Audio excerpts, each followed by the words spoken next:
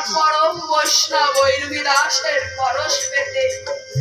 ওরে অর্জুন, তুই সরে যা অর্জুন, তুই আমাকে স্পর্শ করবি না। অর্জুন মনে মনে চিন্তা করছে, তাই তো আমার তো ভুল হয়ে গেছে। তাই মকর বাহিনী মা গঙ্গাকে ডেকে বলছে, মা আমি বুঝতে পেরেছি মা, আমার ভুল হয়ে গেছে। তাই তুমি একটু আমার হয়ে রবিদাসকে গিয়ে বলো, ও যেন মন থেকে আমাকে ক্ষমা করে দেয় মাগো। কারণ রবিদাসের কাছে ক্ষমা চাইবার মতো কোনো অধিকার, কোনো সৎ সাহস আমার নেই। তাই তুমি একটু রবিদাসকে গিয়ে বলো, ও যেন মন থেকে আমাকে ক্ষমা করে দেয়। তা না হলে কৃষ্ণ যে আমাকে ক্ষমা করবে না মা। মকর বাহিনী মা গঙ্গা বলছে, ওরে অর্জুন তুমি শীঘ্র করে ছুটে যা। ওই রবিদাসই যে পরম বৈষ্ণব, আগে যে বৈষ্ণবের কৃপা অর্জুন, এই বৈষ্ণবের কৃপা না হলে কোনদিন আমার সেই ভগবানকে লাভ করা যায় না অর্জুন। তুই শীঘ্র করে ছুটে যা। তাই অর্জুন কি করেছে, ছুটে গিয়ে রবিদাসের চরণ জড়িয়ে ধরে বলছে, রবিদাস তুই আমাকে ক্ষমা করে দে রবিদাস, তোকে আমি চিনতে পারিনি।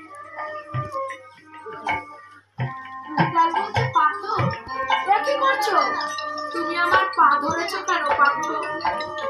তুমি আমার পা ধরে আমাকে এমনি করে অপরাধী করো না পার্থ। তুমি যে কৃষ্ণের সখা। অর্জুন বলছে, না রে রবিদাস, আমি যে ওই কৃমি কীটের অধম। তোর মতো বৈষ্ণবের কৃপা না হলে আমার যে ক্ষমা হবে না রবিদাস। তুই আমাকে ক্ষমা করে দে।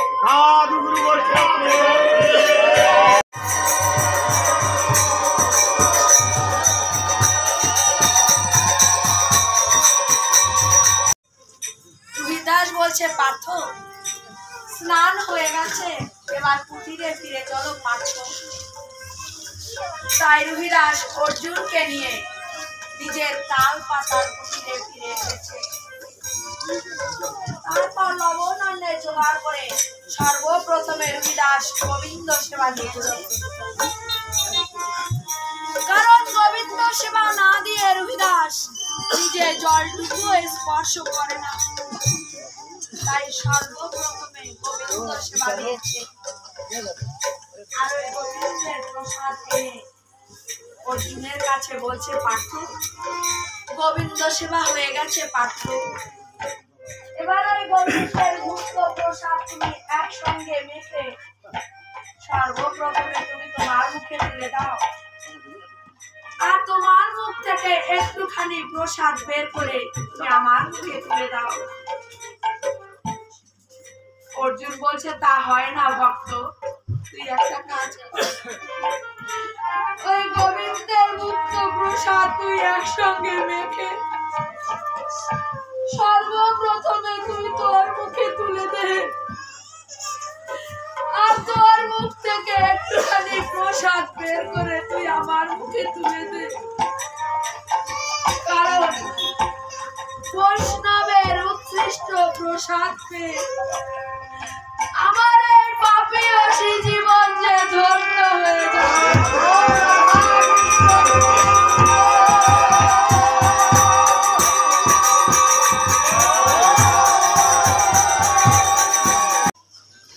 গোবিন্দের গুপ্ত প্রসাদ একসঙ্গে মেখে সর্বপ্রথমে রবিদাস নিজের মুখে তুলে দিয়েছে।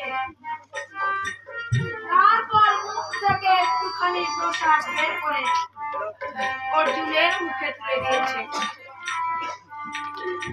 মনের আনন্দে প্রসাদ সেবা করে অর্জুন গলায় বস্ত্র নিয়ে রবিদাসকে বলছে, হে পরম ভক্ত, হে পরম বৈষ্ণব, আগামীকাল আমাদের বাড়িতে বৈষ্ণব সেবা চরণ ধুলি দিতে তুমি যাবে তো? হয়তো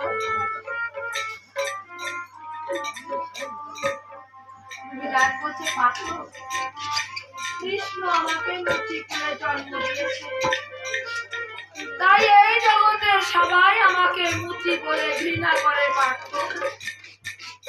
তাই কৃষ্ণ যদি আমাকে দেয় তাহলে আমি যাবো পাত্র।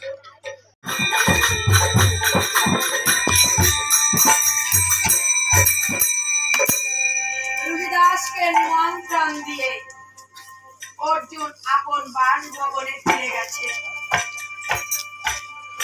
পরের দিন সকালবেলা বৈষ্ণব সেবার আয়োজন হয়ে গেছে।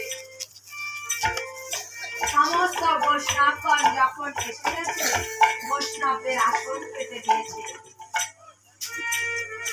এবার যখনই রুহিদাস উপস্থিত হয়েছে, অন্যান্য বৈষ্ণবগণ বলছে, ধর্মরাজ আমরা সেবা করব না, কারণ এই বৈষ্ণব সেবার মাঝে একজন মুচির ছেলে কি করে এলো? নিশ্চয়ই তোমরা তাকে নিমন্ত্রণ জানিয়েছ। ধর্মরাজ গলায় বস্ত্র নিয়ে বৈষ্ণবদের বলছে, হে বৈষ্ণবগণ, পাণ্ডব সখা কৃষ্ণের আদেশে আমরা রুহিদাসকে নিমন্ত্রণ দিয়েছি। আজ ওকে আমরা তাড়াতে পারবো না। আজ আমাদের চোখে সবাই বৈষ্ণব। অন্যান্য বৈষ্ণবগণ বলছে, বেশ, আমরা সেবা করব, তবে রুহিদাসকে একদিকে আসন দেবে আর আমাদের একদিকে আসন দেবে। এবার রন্ধনশালায় দ্রৌপদী নিজেই পঞ্চব্যঞ্জন রন্ধন করে দ্রৌপদী পঞ্চব্যঞ্জন নিজের হস্তে পরিবেশন করছে। সেবা নিতে হবে স্বর্ণের থালা, স্বর্ণের গ্লাস, তাতে করে সেবা নিতে হবে।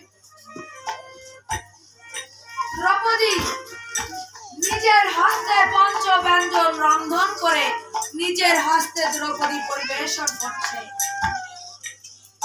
ওই যে বৈষ্ণবগণ বসে সেবা করছে, তারা ওই পঞ্চব্যঞ্জন এক এক ভাগে মেখে তারা সেবা করেছে।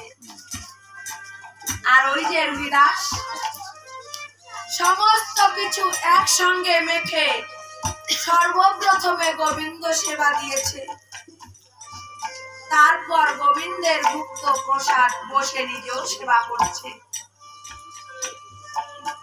বৈষ্ণব সেবা কিন্তু সুন্দর ভাবে হয়ে গেল, কিন্তু স্বর্গে তো ঘন্টা পড়লো না।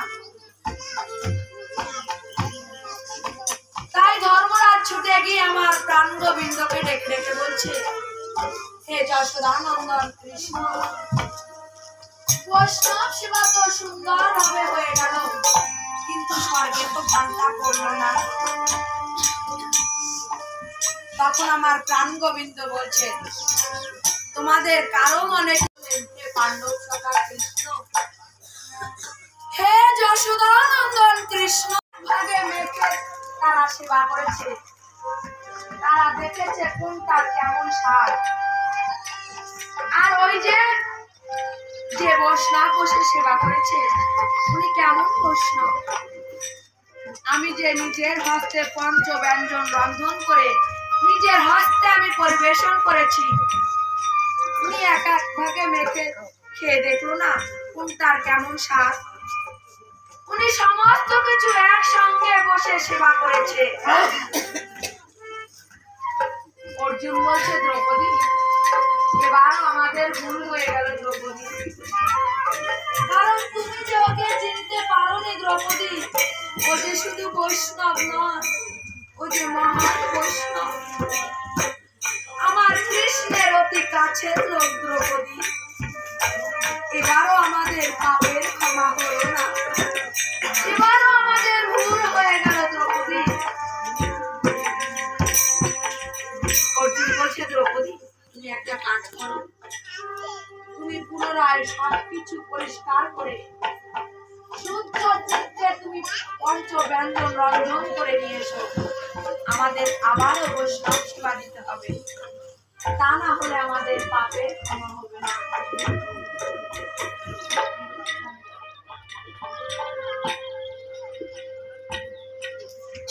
উপস্থিত বৈষ্ণব মণ্ডলী, ভাগবত কথা বা কৃষ্ণ কথা শ্রবণার্থে কিছু দক্ষিণা দান করতে হয়। যদি আপনারা কিঞ্চিৎ দক্ষিণা আমাকে দান করতে চান, তাহলে এই সুযোগে দিতে পারেন।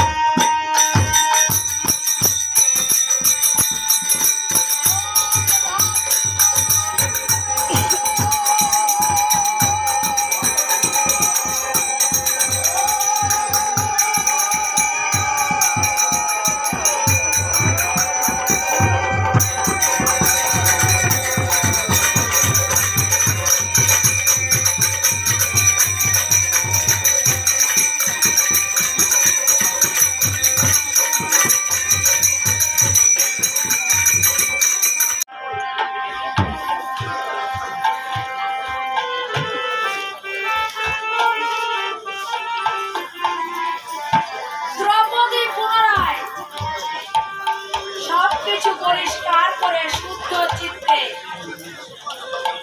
পঞ্চব্যঞ্জন রন্ধন করে